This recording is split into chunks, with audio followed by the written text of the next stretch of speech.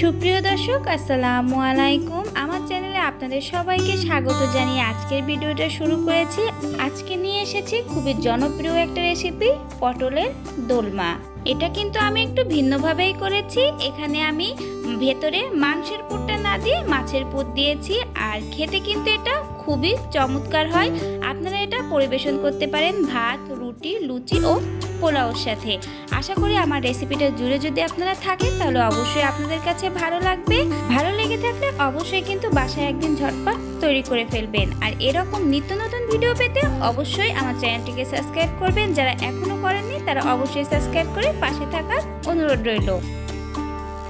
পটলের দোলমা করার জন্য এখানে আমি পটল নিয়েছি, আর এই পটলগুলো কিন্তু আমি খোসাটা হালকা করে ছাড়িয়ে নিব। আপনারা চাইলে কিন্তু খোসাটা না ছাড়িয়েই ছুরি দিয়ে কেটে ফেলে দিতে পারেন, কিন্তু আমি এখানে হালকাভাবেই খোসাটা একটু ছাড়িয়ে নিব। তো এভাবেই আমি সমস্ত পটলের খোসাগুলো একে একে ছাড়িয়ে নিব। পটলের খোসাগুলো ছাড়া হয়ে গেলে যেদিকে বোটের অংশটা থাকে ওখান থেকে আমি হালকাভাবে একটু ফেলে দিয়েছি, আর অন্য পাশটা একটু বেশি ডিপ করে কাটবো। আর এখান থেকে আমি পুর ভেতরে ঢুকবো, সেজন্য একটা সাইড একটু বেশি করে কেটেছি, অন্য সাইডটা হালকা করে কেটে দিয়েছি। এখন আমি চামিচের সাহায্যে ভেতরের যে বিচির অংশটা থাকে সেটা কিন্তু আস্তে আস্তে করে তুলে ফেলবো। আর এই বিচির অংশটা কিন্তু আপনারা খুব জোর দিয়ে বের করবেন না, তাহলে কিন্তু পটলগুলো ফেটে যেতে পারে। তো আলতো হাতেই কিন্তু আস্তে আস্তে ভেতরের অংশটা বের করে ফেলবেন। আর এই বিচিটা কিন্তু আপনারা ফেলে না দিয়ে খুব মজার একটা ভর্তা করতে পারেন, আর সেই রেসিপিটাও আমি পরবর্তী ভিডিওতে আপনাদের সাথে শেয়ার করব। পটলের ভেতরের বিচির অংশটা ফেলে দেওয়া হয়েছে। এখন আমি পটলগুলো হালকাভাবে একটু তেলে ভেজে নিব। পটলগুলো ভাজার সময় কিন্তু আপনারা এতে লবণ বা হলুদ কিছুই দেবেন না, শুধুমাত্র তেলেই ভেজে নেবেন। আর হালকাভাবে একটু ভেজে আপনারা কিন্তু পটলগুলো নামিয়ে নেবেন, খুব একটা বেশি ভাজবেন না। আর এখন আমি এখানে পুর রেডি করব, সেজন্য এখানে আমি নিয়েছি কাতলা মাছ। আর আপনারা চাইলে পছন্দ অনুযায়ী মাছ নিতে পারেন। এখানে আমি হালকা লবণ হলুদ মেখে মাছগুলো ভেজে নিচ্ছি। মাছগুলো খুব বেশি ভাজবো না, হালকা ভেজে তুলে নিব। এবং একই কড়াইতে আমি পেঁয়াজ, রসুন, কাঁচা ঝাল এবং আদা দিয়েছি। আদাটা আমি এখানে বাটা দিয়েছি এবং অন্য সকল কিছু কুচি দিয়েছি। সব কিছু এখন একটু হালকাভাবে ভেজে যে কাতলা মাছটা আমি ভেজেছিলাম সেটা কাটা ছাড়িয়ে দিয়ে দিব।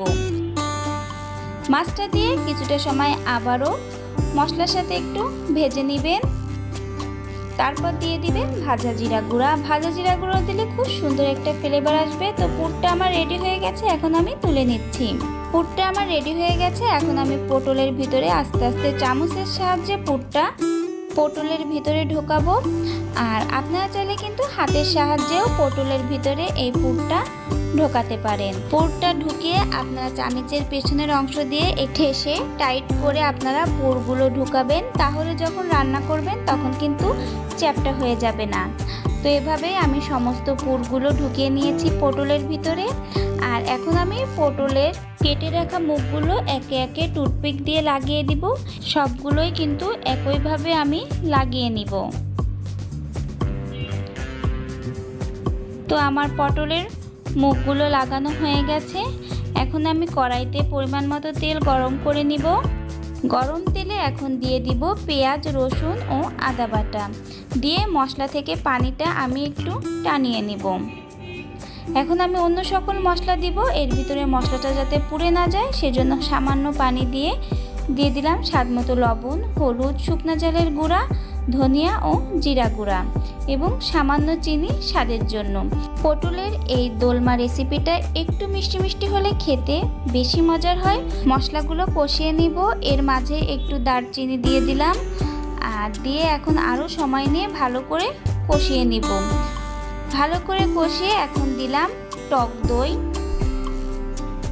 টক দইটা দিয়ে আরও কিছুটা সময় মশলাগুলো কষিয়ে নিব।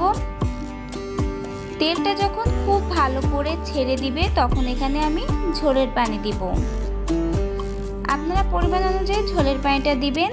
এরপর এর ভিতরে আমি পুর ভরা পটলগুলো দিয়ে ঢাকনা দিয়ে রান্না করে নিব। তো রান্নাটা আমার হয়ে গেছে, দেখতেই পাচ্ছেন পটলগুলো কতটা নরম হয়ে গেছে।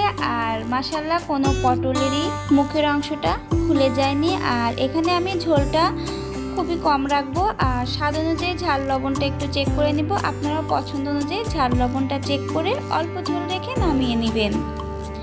দেখতেই পাচ্ছেন আমার ঝোলটা আমি খুব অল্পই রেখেছি আর তেলটাও আমার খুব ভালো করে ফুটে গেছে। এখন আমি নামিয়ে নিচ্ছি। একদম রেডি হয়ে গেল আমার খুবই মজার পটলের দোলমা। এটা কিন্তু আপনারা খেতে পারেন ভাত পোলাও দিয়ে। এখন একটু কেটে আপনাদের সাথে শেয়ার করছি। তো দেখতেই পাচ্ছেন মাশাআল্লাহ কতটা সফট হয়েছে এবং ভেতরের পুরটাও মাশাআল্লাহ অনেক সুন্দর রয়েছে। এরকম একটা মজার রেসিপি কিন্তু ঝটপট বাসায় তৈরি করতে পারেন। আর আমার রেসিপিটা ভালো লেগে থাকলে অবশ্যই আমার ভিডিওটা লাইক কমেন্ট ও শেয়ার করবেন। আর এরকম নিত্য নতুন ভিডিও পেতে অবশ্যই চ্যানেলটিকে সাবস্ক্রাইব করে পাশে থাকা বেল আইকনটা প্রেস করে দিবেন। দেখা হবে আপনাদের সাথে আবারও নতুন কোনো ভিডিও নিয়ে। আজকের ভিডিও থেকে এখানেই বিদায় নিচ্ছি। সুস্থ থাকবেন, ভালো থাকবেন, আমার জন্য দোয়া করবেন। আল্লাহ হাফেজ, আসসালামু আলাইকুম।